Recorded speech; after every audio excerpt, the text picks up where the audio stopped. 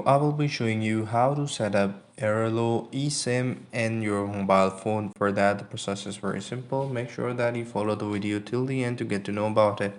So first thing first, go ahead and open up the Play Store.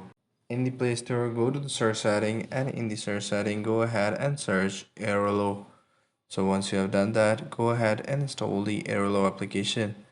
So once you have done that, open up the Airalo application. So in the Airalo application, what you have to do is to create an account.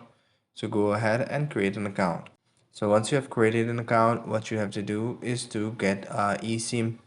For example, all you have to do is to select your country. For example, for me, it's gonna be Pakistan. So I'm just gonna go in with the Pakistan.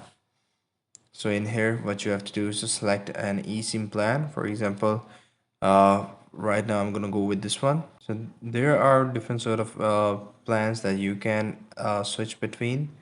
And once you have done that, what you have to do is to install the eSIM. So option number one is QR code on your device and go to the setting. And the option number two is manually, if prompted, manually enter the eSIM details once you have bought it. So after that, your eSIM will be activated and you can use it. I hope you found this video helpful.